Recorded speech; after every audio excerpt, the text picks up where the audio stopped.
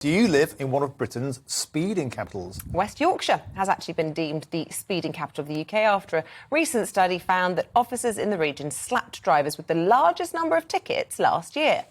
Avon and Somerset, Thames Valley and the West Midlands also rank highly for dishing out speeding offences. This comes as police report excessive speed was a contributory factor in 19% of deaths.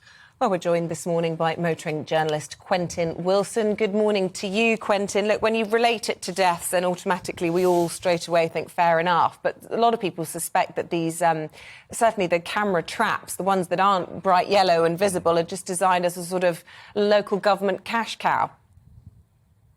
OK, well, if you look at these figures, you think, OK, we've got a lot of people who are speeding on our roads and that's no good. And let's just begin this by saying, excess speed is a major contributory factor to road fatalities. And whenever possible, you should keep to the speed limit. But if you look at these figures carefully, you've got West Yorkshire as number one with 224,000 speeding tickets issued. That's no surprise because they've got the largest amount of fixed cameras in the UK. So you've got 402 fixed cameras and only 3,600 of those tickets were issued by cops. Then you get down to West Midlands and they've got only 78 cameras and 95,000 tickets. So the more speed cameras you have, the more tickets you issue. You don't have to be Carol Vorderman to work that out. But then we need to say, is this making our roads safer? This speed camera experiment, which has been on since, 1993, does it mean that our roads are significantly safer over that period of time? Well, killed and serious injuries are down, but that could be because of active and passive safety improvements in cars. But the RAC said that this year, 2021, was the worst, the most dangerous for drivers on record. And you've got things like drug driving trebling in 5 years, drink driving up 13% in 2021, a 7% increase in deaths caused by drink drivers, 9% increase in deaths from dangerous driving, etc., etc., etc.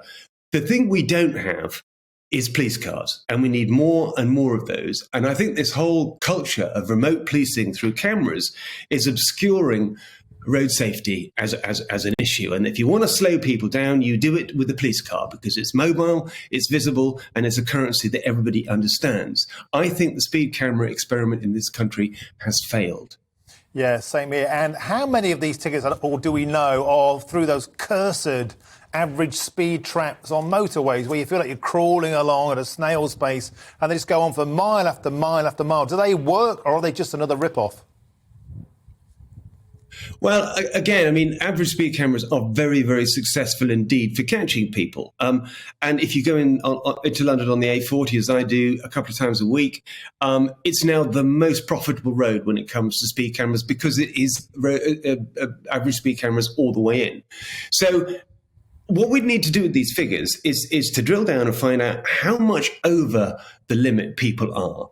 Does 3 or 4 miles an hour make you a really, really bad driver? What about the people with no insurance? That's up massively. The people who are on drugs, the people who are drugged. The speed cameras don't catch those. So I think we've really got a situation where we need to sit back, look at these figures and say, what more can we find out about them? And you look at Bradford, which has got one of the highest dangerous driving rates in the country. Why is that? Let's have some research to find out what is affecting this. So I don't think we can take these figures as a great improvement in road safety at all.